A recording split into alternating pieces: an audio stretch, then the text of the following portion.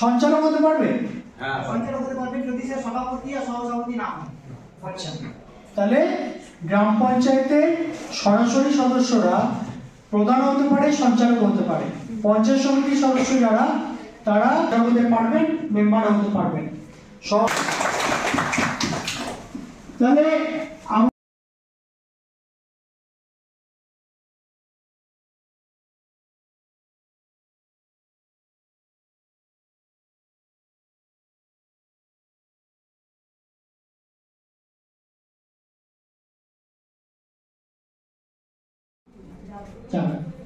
যা পরিষেবা হবে সেটা সমষ্টিগত পরিষেবা দিতে হবে। আর গ্রাম পঞ্চায়েতে আজকে যে কাজ করবেন কালকে সেই কাজ হবে এমনটা নয়। 1 বছর আগে ভাবনা চিন্তা করে কাজটা বলতে হবে। আর্থিক বছর শুরু হয় কখন? এপ্রিল থেকে মার্চ অবধি। তো আপনারা এখন যে কাজগুলো জমা দেবেন, অ্যাকশন প্ল্যান করবেন, সেইগুলো আগামী এপ্রিল থেকে সেই কাজগুলো করা শুরু হবে।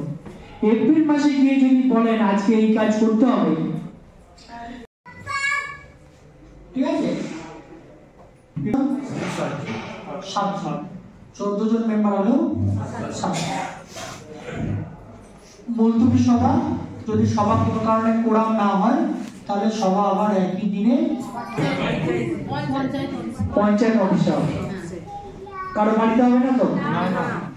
দিদিরা প্রধান, মানে যখন সিদ্ধান্ত নেবেন তখন দিদিরা যাবে না দিদিরা হাজবেন্ডরা যাবে? ফোন করবেন না তো জানি এখানে সই করবো কি করবো না? করবেন নাকি? মিটিং এ আপনারাই থাকবেন, আপনারাই সিদ্ধান্ত নেবেন। আচ্ছা, সব থেকে প্রিয় কে বলুন তো? আপনি। তারপরে আচ্ছা, আপনাকে একটা মিষ্টি দেওয়া হবে।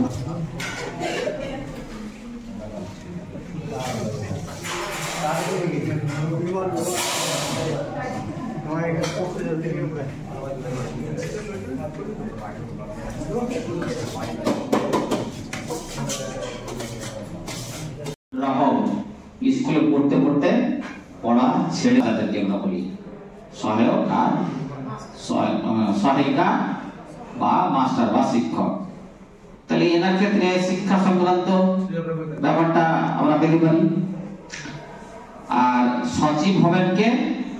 আপনাদের উপসমিতির শিক্ষা ও জনসেবা উপসমিতির সচিব কে? ওর ইংরেজি টার্মটা যদি আমরা বলি তাহলে সহজেই কিন্তু ব্যক্তিকে চিনতে পারবো। তিনি হচ্ছেন গ্রাম পঞ্চায়েতের সেক্রেটারি। স্যার আমরা 3.5 দিন আগে যেতে পারবো? পারমিশন নিতে হবে। একটাই ঠিক। উপসমিতি সভা কোথায় হবে? গ্রাম পঞ্চায়েতের অফিসে উপসমিতির সভাটা হবে।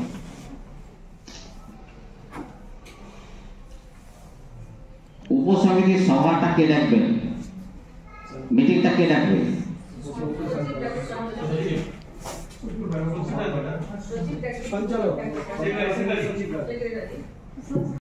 পাওয়া যায়। তো 18 বছরের পরে, ধরুন 18 বছর 2 মাস 3 মাস বয়স হলো মেয়েটা, সে বিয়ে হবে, বিয়ের জন্য রূপশ্রী অ্যাপ্লিকেশন করবে। রূপশ্রী টাকা পাচ্ছে, সেই মেয়ে কি কন্যাশ্রী টাকাটা পাবে একটু 25,000? পাঠরত অবস্থায় আছে। হ্যাঁ আছে, কিন্তু বিয়ে হয়ে গেছে। আচ্ছা, আপনার ব্লকের ডব্লিউডিও আছে তো, হ্যাঁ ওমেন ডেভেলপমেন্ট অফিসার, ওনার সঙ্গে একটু কথা বলবেন, যোগাযোগ করবেন। হ্যাঁ,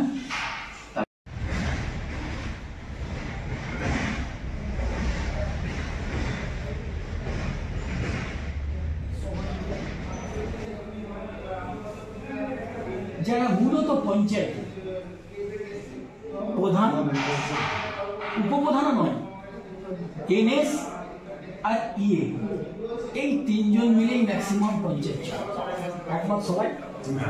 অধিকাংশ পঞ্চায়েতে মেম্বারদের বসার ভুল নেই, কিন্তু তা নয়, মেম্বাররা মানসিকতা নেই, টাকার অভাব নেই।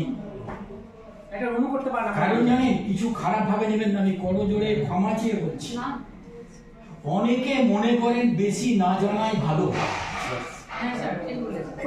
ওটাই করছে স্যার। বেশি না জানাই ভালো। আমি বিষয় ছাড়া অন্য বিষয়ে আলোচনা করছি, ভালো না, না, সঠিক, এটা সঠিক। আমি মনে করি কি কি মনে করেন জানি, আপনাকে তো কানতে হবে। বাড়ির বাচ্চার জন্য যেমন কানে রাখি, তেমনি ওই বাচ্চার জন্য তো কানতে হবে। তবে তো সন্তুষ্ট হবে স্যার। আমি যদি বলি আপনাকে, জানি না মতে মিলবে কিনা, ভগবান বলেন, আল্লাহ বলেন, জজ বলেন, আপনাকে যদি সেই দরবারে ফেলা হয়, সেই জায়গায় তুলে রাখা হয়, আমি অন্যায় করবো? বিচারক ভগবান বলেন, আল্লাহ বলেন, সেই জায়গায় যদি তুলে ধরি, অন্যায় করবো কি? হ্যাঁ কি না বলতে হবে দেখুন। না স্যার, হ্যাঁ বলেন। কেন বলেন তো? আপনার এলাকার মানুষ সবটাই আপনার, আপনি কোনো না কোনো দল থেকে গেছেন, কিন্তু যে ভোট দিয়েছে তারও আপনি মেম্বার। দেখেন না, এখানে মুখে বলছেন কিন্তু করছেন, হ্যাঁ পড়বেন। কারণ আপনাকে পঞ্চায়েতে যখন যাবেন, আপনাকে নিজেকে জানতে বুঝতে হবে, তবে আপনি সেইখানে গিয়ে প্রধানের জায়গায়, উপপ্রধানের জায়গায়, কোন এমপ্লয়ের কোন কাজ, আপনি সেটা সেখানে লড়াই করতে পারবেন।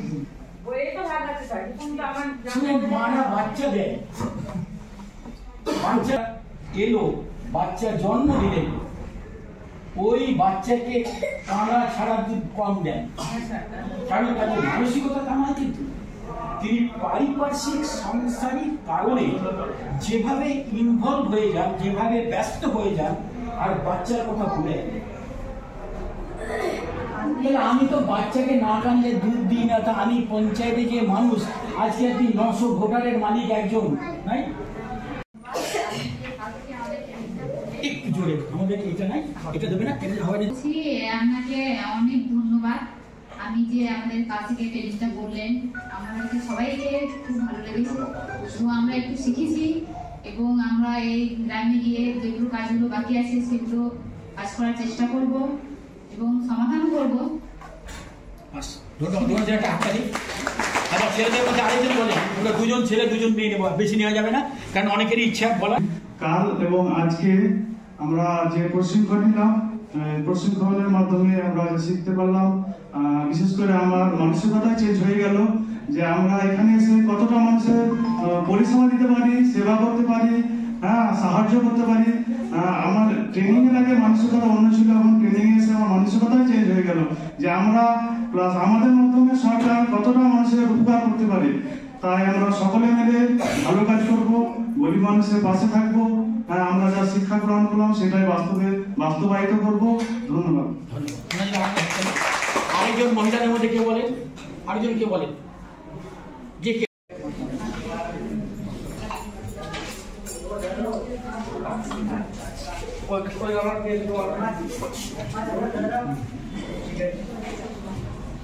আমরা যে প্রশিক্ষণ পেলাম সেটা সত্যি মানে খুব সুন্দর, অনেক কিছু মানে আমরা শিখলাম। তো চেষ্টা করবো গ্রামে গিয়ে, মানে মানুষের বাড়ি বাড়ি গিয়ে মানুষকে বোঝানোর চেষ্টা করব, বা মানুষ গরিব মানুষের পাশে থাকার চেষ্টা করব, মানুষকে যথেষ্ট পরিষেবা দেওয়ার চেষ্টা করব। বেশ, ধন্যবাদ। আপনি একটু বলেন, আপনাকে বলছি, দেখো প্রশিক্ষণের তরফ থেকে, আমরা যত স্টাফ আছি তাদের তরফ থেকে, জেলার ডিপিআরডিও এবং এডিএম জেডপি, আমাদের এই সিস্টেমটা চলে। ডিপিআরডিও যিনি পঞ্চায়েতের সমস্ত কর্মচারী নিয়োগ করেন তিনি, আর হচ্ছে এডিএম জেডপি। আমাদের টাকা পয়সার সমস্ত লেনদেন ওইটা ওনাদের যৌথ স্বাক্ষর হয়। দুজনই আমাদের গোটা প্রশিক্ষণ প্রক্রিয়াটা করেন, পরিচালনা করেন। আপনাদের প্রত্যেকের তরফ থেকে অসংখ্য অসংখ্য ধন্যবাদ আপনারা সময় দেওয়ার জন্য। আমি দাবি করব 24-25 যারা যারা এসছেন লিস্ট আছে তাদের কিন্তু শিল্প পরিকাঠামোর সঞ্চালক কিন্তু আসছেন, এটা আমার এক্সট্রা দাবি। হ্যাঁ, আসবে।